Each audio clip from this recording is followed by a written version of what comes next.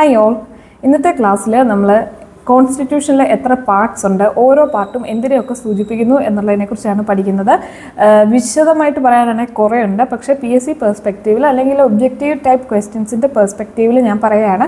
നിങ്ങൾക്കിത് മനസ്സിലുണ്ടായിരിക്കണം. ഇത് ബേസിക്സ് ആണ്. ഇതിൻ്റെ അടിസ്ഥാനത്തിലായിരിക്കണം ഓരോ കാര്യങ്ങളും. ഇപ്പോൾ ഫണ്ടമെൻ്റൽ റൈറ്റ്സ് പാർട്ട് 3 എന്ന് പറയുമ്പോൾ നിങ്ങളത് കാണാതെ പഠിക്കുന്നതിലുപരി എല്ലാ പാർട്ടുകളും അറിയാമെങ്കിൽ നിങ്ങൾക്ക് മനസ്സിലാവും എന്തുകൊണ്ട് ഫണ്ടമെൻ്റൽ റൈറ്റ്സ് പാർട്ട് 3യിൽ വെച്ചു എന്ന്. അങ്ങനെ വരുമ്പോൾ നിങ്ങൾക്ക് പാർട്ട് 3 ഫണ്ടമെൻ്റൽ റൈറ്റ്സ് ആണെന്നുള്ള കാര്യം നിങ്ങൾക്ക് മറന്നേ പോകത്തില്ല. അപ്പോൾ ഇതിൻ്റെ ഒരു കൺസെപ്റ്റും ഫിലോസഫിയും മനസ്സിലാക്കി വേണം പഠിക്കാൻ. കോൺസ്റ്റിറ്റ്യൂഷനും സിവിക്സും ഒക്കെ നിയമങ്ങളും മറ്റു കാര്യങ്ങളും ഒക്കെ നിങ്ങൾക്ക് കാണാതെ പഠിക്കേണ്ട ഒരു വിഭാഗമായിട്ട് തോന്നുമെങ്കിലും ഇതിൻ്റെ ഒരു ഫിലോസഫി മനസ്സിലാക്കുകയാണെങ്കിൽ നിങ്ങൾക്ക് ഇതിൻ്റെ ഒരു പട്ടിക മനസ്സിൽ നിങ്ങൾക്ക് കാൽക്കുലേറ്റ് ചെയ്യാൻ പറ്റും. അങ്ങനെ ഫൈനലി നിങ്ങൾക്ക് ഒരു കറക്റ്റ് എന്താ പറയുന്ന ഫാക്ട്സിലേക്ക് ഉത്തരത്തിലേക്കൊക്കെ ചോദ്യങ്ങൾ കിട്ടുമ്പോഴേ ചെന്നെത്താൻ പറ്റും, കാണാതെ പഠിച്ചില്ലെങ്കിലും. ഓക്കെ, അപ്പം നമുക്ക് പഠിക്കാം. ഒന്നാമത്തെ പാർട്ടിൽ ഒരു രാജ്യത്തിനെ സംബന്ധിച്ചിടത്തോളം ഏറ്റവും ഇമ്പോർട്ടൻ്റ് ആയിട്ട് വേണ്ടത് അതിൻ്റെ പേരും നാളും അഡ്രസ്സും ഒക്കെ അല്ലേ. അപ്പോൾ ഒന്നാമത്തെ പാർട്ടിൽ പ്രതിപാദിക്കുന്നത് the union and it's territory, നമ്മുടെ രാജ്യത്തിൻ്റെ പേര്, പിന്നെ എന്തേറെ വിസ്തൃതി, ടെറിട്ടറിയെക്കുറിച്ച്, സംസ്ഥാനങ്ങളുടെ എണ്ണം, അങ്ങനത്തെ കുറേ കാര്യങ്ങളാണ് ഒന്നാമത്തെ പാർട്ടിൽ പറയുന്നത്. യൂണിയൻ ആൻഡ് ഇറ്റ്സ് ടെറിട്ടറി ഒന്നാമത്തെ പാർട്ടിൽ. അപ്പം ഒരു രാജ്യമാകുമ്പം ആ രാജ്യത്തിന് ആദ്യം വേണ്ടത്, ഒരു രാജ്യത്തെ രാജ്യമാക്കുന്നത് ആ രാജ്യവും അതിൻ്റെ പേരും പിന്നെ ആ ഒരു ലാൻഡ് ഏരിയയുമാണ് അല്ലേ. ടെറിട്ടറി വേണ്ട ഒരു രാജ്യത്തിന്. സോ പാർട്ട് 1 മനസ്സിലാക്കി. ഇനി ഒരു രാജ്യത്തെ രാജ്യമാണെന്ന് വിളിക്കാനും ഇത് എൻ്റെ രാജ്യമാണെന്ന് പറയാനും അവിടെ ആളുകൾ വേണം താമസിക്കാൻ അല്ലേ. അപ്പോൾ രണ്ടാമത് എന്താ വേണ്ടത്? സിറ്റിസൺസ്. അപ്പം രണ്ടാമത്തെ പാർട്ടിൽ പറയുന്നത് സിറ്റിസൺഷിപ്പിനെ കുറിച്ചാണ്. ആ രാജ്യത്തിൽ അക്കോമഡേറ്റ് ചെയ്യപ്പെടുന്ന സിറ്റിസൺസിനെ കുറിച്ച്, അവിടെ സിറ്റിസൺഷിപ്പ് കിട്ടുന്നതിനെക്കുറിച്ച്, അങ്ങനെയുള്ള കാര്യങ്ങളൊക്കെയാണ് സിറ്റിസൺഷിപ്പിൽ പറയുന്നത്. Part 1 union and it's territory, part 2 citizenship. Part 3 ഈ സിറ്റിസൺസിന് എന്തെങ്കിലും ഗുണമുണ്ടെങ്കിലല്ലേ ആ രാജ്യത്ത് അവർ നിൽക്കത്തുള്ളൂ, അല്ലെങ്കിൽ അവർക്ക് വേറെ രാജ്യങ്ങളുണ്ടല്ലോ. അപ്പോൾ നമ്മുടെ ഏതൊരു രാജ്യത്തിനെ സംബന്ധിച്ചിടത്തോളം അവർക്ക് സിറ്റിസൺസിന് നൽകാൻ പറ്റുന്ന ഏറ്റവും വിലപ്പെട്ട ഒരു കാര്യം ഫണ്ടമെൻ്റൽ റൈറ്റ്സ് ആണ്. ഒരു ഇഷ്ടംപോലെ അവകാശങ്ങൾ ഒരു രാജ്യം സിറ്റിസൺസിന് കൊടുക്കുകയാണെങ്കിൽ സ്വാഭാവികമായിട്ടും സിറ്റിസൺസ് ആ രാജ്യത്തിലേക്കല്ലേ പോകത്തുള്ളൂ. നമുക്ക് തന്നെ അറിയാം, നമ്മുടെ കുറേ സുഹൃത്തുക്കൾ UK-ലേക്കും കാനഡയിലേക്കും പോകുന്നതിന് കാരണം എന്താ? അവിടെ നല്ല സുഖമാണ്, അവിടെ സ്വാതന്ത്ര്യം ഉണ്ടെന്നുള്ളൊരു കാരണം കൊണ്ടാണ്, ഫ്രീഡം ഉണ്ടെന്നുള്ളൊരു കാരണം കൊണ്ടാണ്. അത് അവരുടെ മൗലികാവകാശമായിട്ട് അവർ നൽകുന്നുണ്ട്, നമ്മുടെ രാജ്യത്തും അത് നൽകുന്നുണ്ട്. പക്ഷേ ഇവിടെ നമ്മുടെ ഒരു സൊസൈറ്റിയുടെ ഒരു സ്വഭാവം കൊണ്ടാണ് നമുക്കത് ഇച്ചിരി ഡിലേ വരുന്നത്. ഓക്കെ, അപ്പം ഒരു രാജ്യമാകുമ്പോൾ അവിടുത്തെ ജനങ്ങൾക്ക് എന്ത് വേണം? മൗലിക അവകാശങ്ങൾ വേണം, അല്ലെങ്കിൽ ജനങ്ങൾ അവിടെ നിന്ന് ഓടും. അപ്പം ജനങ്ങളെ അവിടെ നിർത്തണമെങ്കിൽ അവർക്ക് എഡ്യൂക്കേറ്റ് ആയിട്ടുള്ള അവകാശങ്ങൾ കൊടുക്കണം. അപ്പം നിങ്ങൾ മനസ്സിലാക്കുക, തേർഡ് പാർട്ടിൽ പറയുന്നത് ജനങ്ങൾക്ക് പ്രൊവൈഡ് ചെയ്തിരിക്കുന്ന അവകാശങ്ങളെക്കുറിച്ചാണ്. നിങ്ങൾ ഈ രാജ്യത്താണെങ്കിൽ നിങ്ങൾക്ക് ഇത്ര അവകാശങ്ങൾ ഉറപ്പായിട്ടും ഉണ്ടായിരിക്കും, ഡോണ്ട് വറി, ആ ഒരു സ്വഭാവം. അപ്പോൾ പാർട്ട് 3 മനസ്സിലായി. ഇനി പാർട്ട് 4 വരുമ്പം ഇനി സ്റ്റേറ്റിനുള്ള കുറച്ച് നിർദ്ദേശങ്ങളാണ്. സ്റ്റേറ്റ് എന്ന് പറയുന്നത് എന്താണ്? ഭരിക്കുന്ന ഒരു ഭരണകൂടത്തെയാണ് സ്റ്റേറ്റ് എന്ന് പറയുന്നത് കൊണ്ട് ഉദ്ദേശിക്കുന്നത്.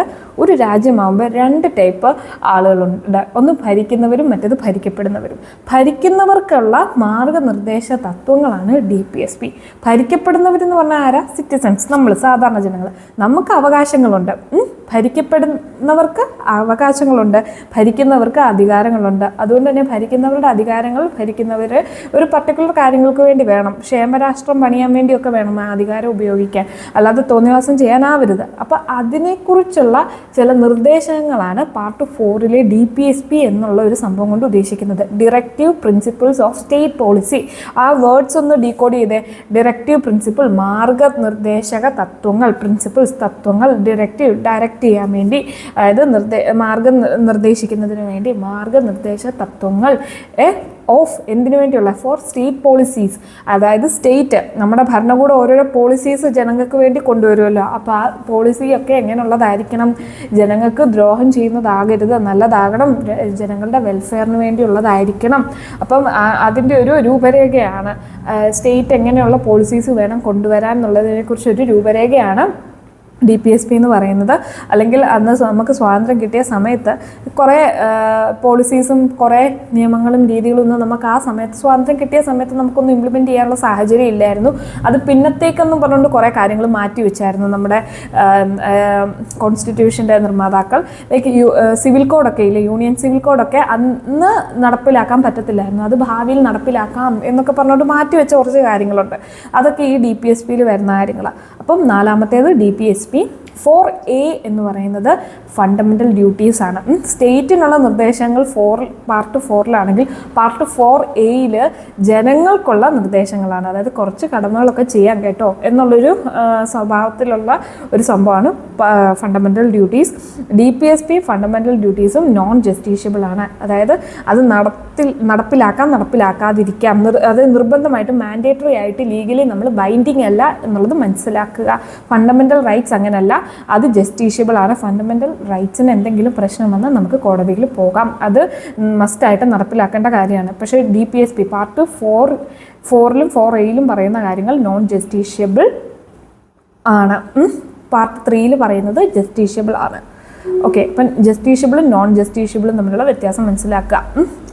ഓക്കെ, ഇനി പാർട്ട് 5-ൽ പറയുന്നത് ജനങ്ങളെക്കുറിച്ച് നമ്മൾ പറഞ്ഞു, രാജ്യത്തെക്കുറിച്ച് പറഞ്ഞു, ജനങ്ങളെക്കുറിച്ച് പറഞ്ഞു, ജനങ്ങൾക്ക് നൽകുന്ന അവകാശങ്ങളെക്കുറിച്ച് പറഞ്ഞു, സ്റ്റേറ്റിന് കൊടുക്കുന്ന നിർദ്ദേശങ്ങളെക്കുറിച്ച് പറഞ്ഞു, ജനങ്ങൾക്ക് നൽകുന്ന കടമകളെക്കുറിച്ചും പറഞ്ഞു.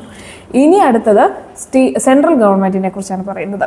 അതായത് യൂണിയൻ ഗവൺമെൻറ്റിൽ എന്തൊക്കെയുണ്ട്, അതായത് എക്സിക്യൂട്ടീവ് ഉണ്ട്, ലെജിസ്ലേച്ചർ ഉണ്ട്, ജുഡീഷ്യറി ഉണ്ട്. അപ്പോൾ യൂണിയനിൽ എന്തൊക്കെയുണ്ട് എന്നുള്ളതാണ് പ്രധാനമായിട്ടും അതിൽ പ്രതിപാദിക്കുന്നത്. സെൻട്രൽ ഗവൺമെൻറ്റിനെ കുറിച്ച് പറയുന്നു. ഒന്ന് നിങ്ങൾ ചിന്തിക്കുക, പാർലമെൻറ്റിനെ കുറിച്ചൊക്കെ പറയുന്നു. അത് വിശദമായിട്ട് പറയാനാണെങ്കിൽ കുറേ ഉണ്ട്, പക്ഷേ ഒരു ഐഡിയ മനസ്സിലാക്കുക. പാർട്ട് 5-ലാണ് യൂണിയൻ ഗവൺമെൻറ്റിനെ കുറിച്ച് പറയുന്നത്. പാർട്ട് 6-ൽ സ്റ്റേറ്റ് ഗവൺമെൻറ്റിനെ കുറിച്ച് പറയുന്നു. ഇന്ത്യ എന്ന് പറയുന്നത് ഒരു ഫെഡറൽ സിസ്റ്റമാണ്. ഫെഡറൽ സിസ്റ്റം എന്ന് പറഞ്ഞാൽ എന്താണ്? ഒരു രാജ്യത്തിനെ പല ചെറിയ യൂണിറ്റുകളായിട്ട് തിരിച്ചു. ഇന്ത്യയെ സംബന്ധിച്ചിടത്തോളം ഇന്ത്യ എന്ന് പറയുന്ന രാജ്യം പല സംസ്ഥാനങ്ങൾ കൂടിയിട്ടാണ് ഇന്ത്യ എന്ന് പറയുന്നൊരു രാജ്യം ഉണ്ടായത്. അപ്പോൾ ഈ ഒരു തരംതിരിവിനെയാണ് ഫെഡറൽ സിസ്റ്റം എന്ന് പറയുന്നത്. ചില രാജ്യങ്ങൾ ഒരൊറ്റക്കെട്ടായിട്ടാണ് ഭരിക്കുന്നത്. അതായത് ഇന്ത്യ എന്ന് പറഞ്ഞാൽ മൊത്തം ഇന്ത്യ, അതാണ് യൂണിയൻ സ്ട്രക്ചർ എന്ന് പറയുന്നത്. ഫെഡറൽ സ്ട്രക്ചർ എന്ന് പറയുന്നത് ഇന്ത്യ എന്ന് പറഞ്ഞാൽ പല കുഞ്ഞു സംസ്ഥാനങ്ങൾ കൂടിയത്. അപ്പോൾ ഫെഡറലിസം എന്ന് പറഞ്ഞാൽ അതാണ് ഉദ്ദേശിക്കുന്നത്. അപ്പം ഈ പല സ്റ്റേറ്റുകൾ കൂടിയാണല്ലോ നമ്മുടെ രാജ്യം ഉണ്ടായത്. അപ്പം പാർട്ട് 6-ൽ സ്റ്റേറ്റ് ഗവൺമെൻറ്റിനെ കുറിച്ചാണ് പറയുന്നത്. പാർട്ട് 5-ൽ യൂണിയൻ ഗവൺമെൻറ്റിനെ കുറിച്ച്, പാർട്ട് 6-ൽ സ്റ്റേറ്റ് ഗവൺമെൻറ്റിനെ കുറിച്ച് പറയുന്നു.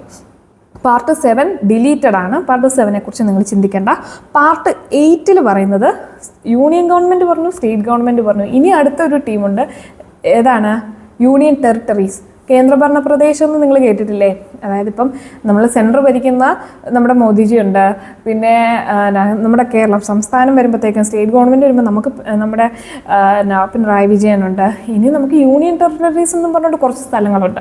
അവിടെ മുഖ്യമന്ത്രിയല്ല, പ്രധാനമന്ത്രിയല്ല, പ്രസിഡന്റ് ഡയറക്റ്റ് ഭരിക്കുകയാണ്. അവിടെ ഒരു ലഫ്റ്റനന്റ് ഗവർണറുണ്ട്. അവിടുത്തെ ഭരണ രീതി വേറെയാണ്. അപ്പം മനസ്സിലായോ? അപ്പോൾ യൂണിയൻ ടെറിട്ടറീസ് എന്ന് പറയുന്ന ഒരു വിഭാഗമുണ്ട്, നമുക്കറിയാതെ പഠിച്ചിട്ടുണ്ട് അല്ലേ സ്കൂളിലൊക്കെ. അപ്പം പാർട്ട് 8-ൽ വരുന്നത് യൂണിയൻ ടെറിട്ടറീസ് ആണ്. പാർട്ട് 9-ൽ വരുന്നത് പഞ്ചായത്ത്സ് ആണ്. പഞ്ചായത്തുകളെക്കുറിച്ച് അവിടെ ഒരു ഭരണകൂടവും കാര്യങ്ങളും ഉണ്ടല്ലോ.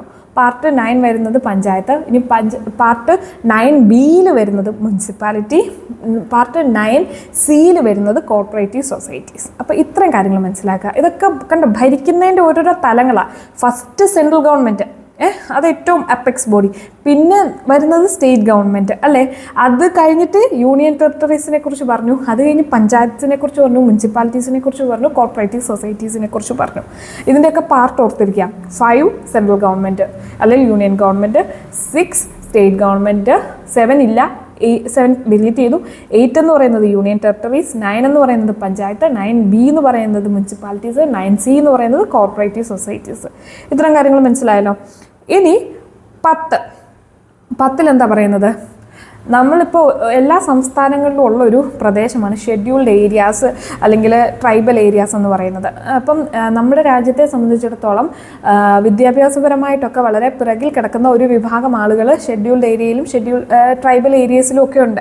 അവരെ പ്രത്യേക പരിഗണനയോടെയാണ് നമ്മൾ ഭരിക്കുന്നത്. അവരുടെ ഓരോ വിശ്വാസങ്ങളുണ്ട്. മെയിൻലാൻഡ് ഇന്ത്യയുടെ, അതായത് മെയിൻലാൻഡ് ഇന്ത്യ പ്രധാന നമ്മുടെ ഈ രാജ്യം എന്ന് പറയുമ്പോൾ നമ്മുടെ മൈൻഡിൽ വരുന്ന കുറച്ച് വികസിത സിറ്റിയും കാര്യങ്ങളും മാറ്റി നിർത്തി ഭയങ്കര എന്താ പറയുക പഴയ പ്രാചീനമായ ഒരു ജീവിതശൈലിയൊക്കെ പിന്തുടർന്ന് പോകുന്ന കുറേ വിഭാഗം ആളുകൾ ഈ രാജ്യത്ത് ജീവിക്കുന്നുണ്ട്. അവരെ ഒരിക്കലും നമുക്ക് മോഡേണൈസ് ചെയ്യാൻ പറ്റത്തില്ല. കാരണം അവർക്ക് അവരുടെ പൈതൃകമുണ്ട്. അവരുടെ പൈതൃകം കാത്തു സൂക്ഷിച്ചുകൊണ്ട് അവർക്ക് ഈ ലോകത്തിപ്പോൾ കിട്ടുന്ന എല്ലാ തരത്തിലുള്ള സംവിധാനങ്ങളും അവർക്ക് നൽകണം. അതേസമയം അവരുടെ പൈതൃകം എന്ത് ചെയ്യണം? നമ്മൾ കാത്തു സൂക്ഷിക്കുകയും ചെയ്യണം അല്ലേ. അപ്പോൾ അങ്ങനെ കുറേ ഒരു വിഭാഗമാണ് നമ്മുടെ ട്രൈബൽ ഏരിയയിലും ഷെഡ്യൂൾ ഏരിയയിലും ഒക്കെ ഉള്ളവർ. ഇപ്പോൾ മേഘാലയ, നോർത്ത് ഈസ്റ്റ്, കച്ച്, പിന്നെ മറ്റ് ജാർഖണ്ഡ്, മഹാരാഷ്ട്ര, അങ്ങനെ നമ്മുടെ സംസ്ഥാനത്ത് കുറച്ച് കുറവാണ്. പിന്നെ പലയിടത്തും ട്രൈബൽ ഏരിയാസും പിന്നെ ഷെഡ്യൂൾഡ് ഏരിയാസും ഉണ്ട്. ഷെഡ്യൂൾഡ് ഏരിയാസ് എന്ന് പറയുമ്പോൾ കുറച്ചുകൂടെ വ്യത്യാസമുണ്ട്. അത് ഷെഡ്യൂൾ ആവാൻ പല പല കാരണങ്ങൾ കാണും. പക്ഷെ ട്രൈബൽ ഏരിയ എന്ന് പറയുന്നത് നിങ്ങൾക്ക് മനസ്സിലായല്ലോ. അപ്പം ഈ പല പ്രത്യേകതയുള്ള പ്രദേശങ്ങളുണ്ട്. ഇപ്പം നമ്മൾ പഞ്ചായത്തിനെ കുറിച്ച് പറഞ്ഞു, മുനിസിപ്പാലിറ്റീസിനെ കുറിച്ച് പറഞ്ഞു, യൂണിയൻ ടെറിട്ടറീസിനെ കുറിച്ച് പറഞ്ഞു. അതുപോലെ വേറൊരു വിഭാഗമാണ് ഈ ട്രൈബൽ ഏരിയാസും ഷെഡ്യൂൾഡ് ഏരിയാസും ഒക്കെ. അപ്പം അതിനെക്കുറിച്ച് പ്രതിപാദിക്കുന്നതാണ് 10ാമത്തെ പാർട്ട്. 10ാമത്തെ പാർട്ട് നമ്മുടെ ഈ ടെറിട്ടറിയെ നമ്മൾ പലതായിട്ട് ഇങ്ങനെ തരം തിരിക്കുകയാണ് ഓരോരോ ബേസിസിൽ. 10ാമത്തെ പാർട്ട് മനസ്സിലായല്ലോ, scheduled areas and tribal areas. ഇനി 11ാമത്തെ പാർട്ട് എന്ന് പറയുന്നത് സെൻട്രൽ ഗവൺമെൻറ്, യൂണിയൻ ഗവൺമെൻറ്റും സ്റ്റേറ്റ് ഗവൺമെൻറ്റും തമ്മിലുള്ള ബന്ധങ്ങൾ. ഇപ്പോൾ അത് അഡ്മിനിസ്ട്രേറ്റീവ് റിലേഷൻ ആകാം, ലെജിസ്ലേറ്റീവ് റിലേഷൻ ആകാം. അപ്പോൾ part 11 relation between state government and union government ആണെന്ന് മനസ്സിലാക്കുക. ഏതൊക്കെ റിലേഷനാണ്? അഡ്മിനിസ്ട്രേഷനും ഉണ്ട്, ലെജിസ്ലേച്ചറും ഉണ്ട്. അഡ്മിനിസ്ട്രേഷൻ വരുമ്പോൾ ഇപ്പോൾ UPSC, സിവിൽ സർവൻസ് ഒക്കെ കളക്ടർമാരെയൊക്കെ യൂണിയൻ ഗവൺമെൻറ് ആണ് അപ്പോയിൻറ്റ് ചെയ്യുന്നത്. പക്ഷേ സ്റ്റേറ്റിലാണ് അവർ വർക്ക് ചെയ്യുന്നത്. ഓരോ സംസ്ഥാനങ്ങളിൽ ആ സംസ്ഥാന സർക്കാരിൻ്റെ അണ്ടറിലല്ലേ വർക്ക് ചെയ്യുന്നത്. അപ്പം അഡ്മിനിസ്ട്രേറ്റീവായിട്ടൊക്കെ ഓരോരോ ബന്ധങ്ങളുണ്ട് യൂണിയനും സ്റ്റേറ്റും തമ്മിൽ. നിയമങ്ങൾ വെക്കുമ്പോഴൊക്കെ ഓരോരോ, അതായത് സെൻട്രൽ ഗവൺമെൻറ് പാസ്സാക്കിയ നിയമം ഓരോ സ്റ്റേറ്റ് ഗവൺമെൻറ് അതിനെ മോഡിഫൈ ഒക്കെ ചെയ്തായിരിക്കും. പല സ്റ്റേറ്റുകളിലും പല നിയമങ്ങളായിരിക്കും. അപ്പോൾ അങ്ങനെ കുറച്ച് കാര്യങ്ങളാണ് 11ാമത്തെ പാർട്ടിൽ പറയുന്നത്. എന്താണ് 11ാമത്തെ part? Relations between union and state. അത് തന്നെ ഏതൊക്കെ? അഡ്മിനിസ്ട്രേറ്റീവ്, ലെജിസ്ലേറ്റീവ് റിലേഷൻസുമാണ്. ഇനി 12ാമത്തെ പാർട്ടിൽ വരുന്നത് ഇനിയും കുറച്ച് എക്കണോമിക്സ് ആകാം. Finance, property, contracts and suits. അപ്പം ഫിനാൻസ്, നമ്മൾ കടം വാങ്ങുക. ഇപ്പോൾ സ്റ്റേറ്റ് ഗവൺമെൻറ്റും സെൻട്രൽ ഗവൺമെൻറ്റും ഇൻഡിപെൻഡൻ്റ് ആയിട്ട് ഫിനാൻസ് മാനേജ് ചെയ്യത്തില്ലേ, അത്ര ഓർത്താൽ മതി. ഫിനാൻസ്, പ്രോപ്പർട്ടി, കോൺട്രാക്ട്സ്, സ്യൂട്ട്സ്, ഇതൊക്കെ 12ാമത്തെ പാർട്ടിലാണ് വരുന്നത്. സെൻട്രലും സ്റ്റേറ്റും തമ്മിലുള്ള ഒരു റിലേഷൻ്റെ ഒരു സ്വഭാവമാണ് ഇനിയും അങ്ങോട്ട് വരുന്നത്. ഇനി 13ാമത്തെ പാർട്ടിൽ വരുന്നത് trade, commerce, intercourse within the territory of India. ട്രേഡും കൊമേഴ്സും വരുന്നത് 13ാമത്തെ പാർട്ടിലാണ്. ഓക്കെ, അപ്പം 13 പാർട്ട് വരെയുള്ള കാര്യങ്ങൾ ഞാൻ പറഞ്ഞു. സൈഡിൽ എഴുതി കാണിക്കുന്നുണ്ട് ഓരോ പാർട്ടിലും എന്തൊക്കെ കാര്യങ്ങളാണ് പറയുന്നതെന്നൊക്കെ. ഇനി 22 പാർട്സ് ആണ് ടോട്ടൽ ഉള്ളത്. അപ്പം ബാക്കി പാർട്സിനെ കുറിച്ച് ഞാൻ അടുത്ത ക്ലാസ്സിൽ പറയാം. ഇതിപ്പം ചെറിയ ചെറിയ വീഡിയോ ചെയ്യുന്നതായിരിക്കും നിങ്ങൾക്ക് നല്ലത്. അപ്പം ഈ പാർട്ടുകളെ കുറിച്ചൊരു ധാരണ ഉണ്ടാക്കിയെടുക്കുക. ഇത് 2Xലാണെങ്കിലും ഈ വീഡിയോ കേട്ടിരുന്നാൽ മതി. പിന്നെ ഞാൻ നോട്ട്സ് ഇതിൻ്റെ സൈഡിൽ കൊടുത്തിരിക്കാം. ഞാൻ ടെലഗ്രാം ഗ്രൂപ്പിൽ നോട്ട്സ് കൊടുത്തിട്ട് അധികം ആരും അതിൽ ആഡ് ആവുന്നില്ല. അപ്പോൾ ഞാൻ വിചാരിച്ചു ക്ലാസ്സിൽ തന്നെ നോട്ട്സ് ആഡ് ചെയ്യാമെന്ന്. അപ്പം ഈ നോട്ട്സ് നിങ്ങൾ നോക്കുക. ഓക്കെ, അപ്പം അടുത്ത ക്ലാസ്സിലേക്ക് വരുമ്പോഴത്തേക്കും നിങ്ങൾ ബാക്കി പാർട്സ് പഠിക്കാൻ റെഡി ആയിട്ട് വരിക. ഈ പാർട്സൊക്കെ പഠിച്ചിട്ട് വരിക. Okay, thank you.